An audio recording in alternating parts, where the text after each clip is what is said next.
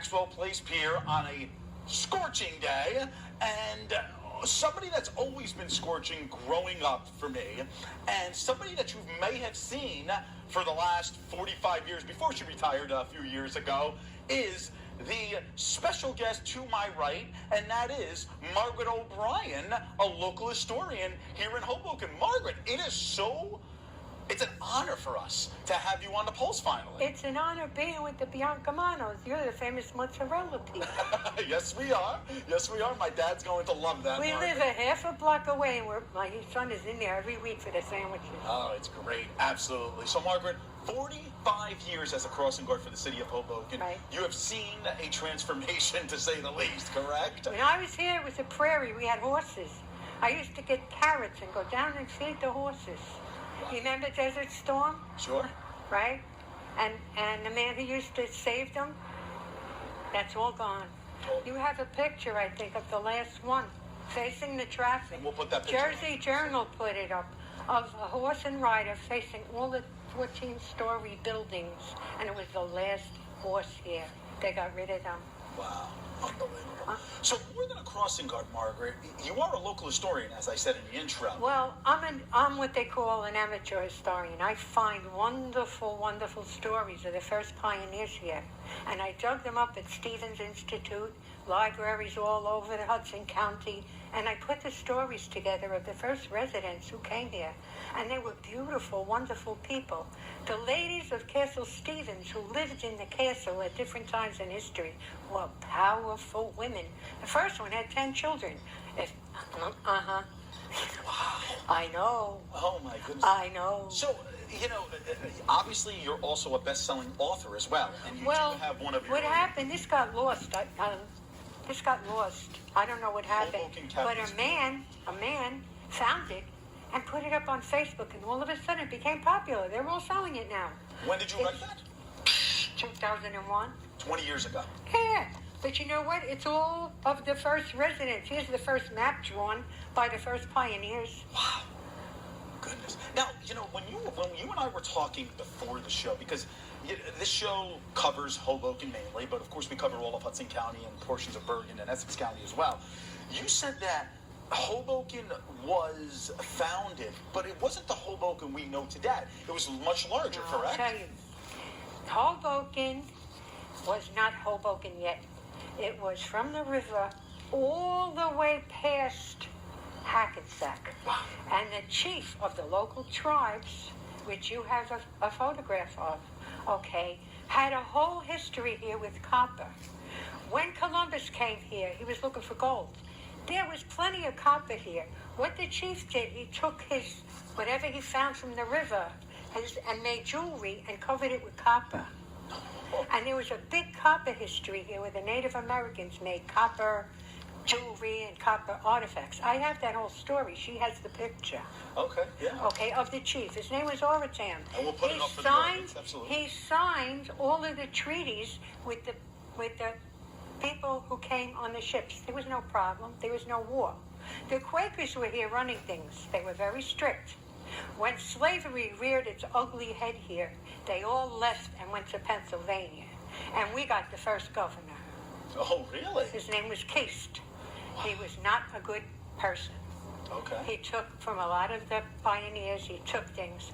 He put them all aboard a ship to save for when he was going to leave here and go back to where he started from.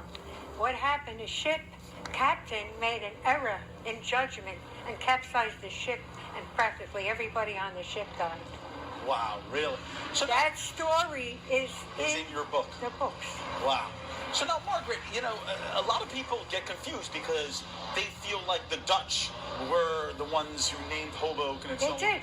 And they did. The Native Americans, and it's in the book. It's on the page here. Hoboken. They said Po.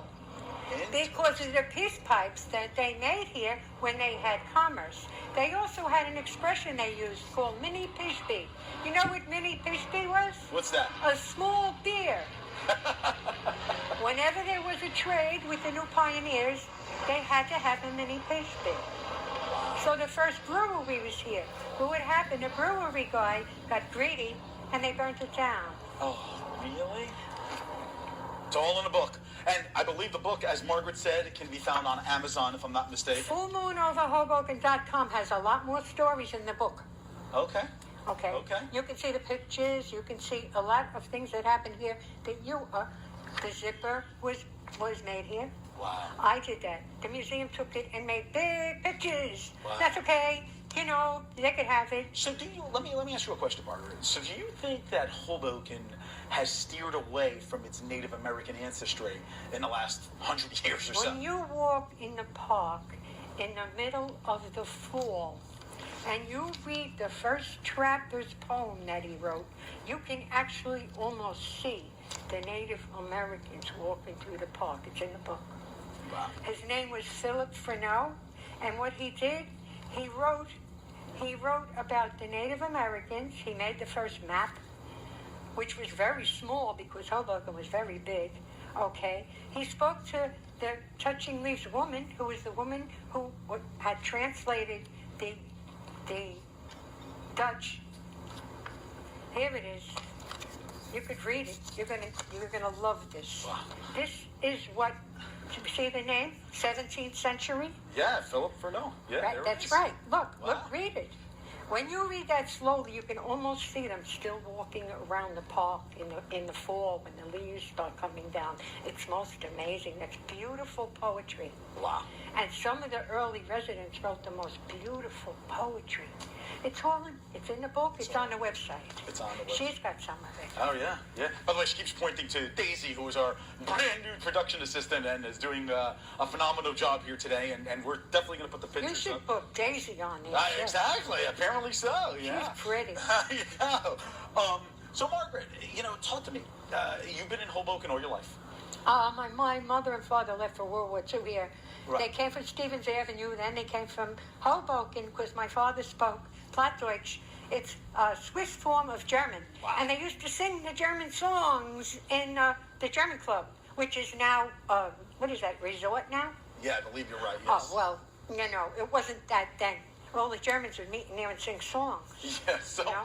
so what has been for you the biggest transformation of the city of Hoboken?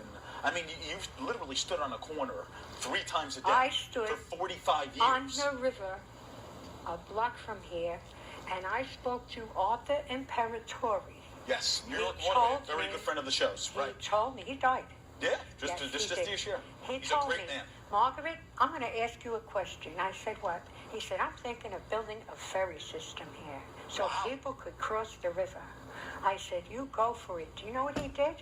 He built On the his largest ferry 90th line, birthday party, he sent a limousine to pick me up and take me to some big fancy club on the highway. I don't even know the name of it. They had a waterfall running down the wall and thousands of pounds of roast beef on the table. I don't eat raw meat, And he greeted me and sent me a beautiful thank you letter for attending his 90th birthday party. Wow. And now he's over 100 and he passed away. Well, Margaret O'Brien, thank you so much. You're invited back here anytime. Okay? I love this place. I love you too. You know that. And your father, you got to have your father on here with his meatball There you sandwiches go. and his We will mozzarella.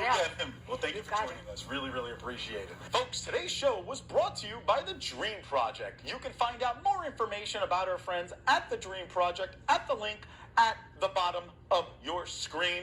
Thank you for joining us this week. Join us next week for The Pulse on everything you need to know. I'm Peter Biancamano. Have a great week, everybody.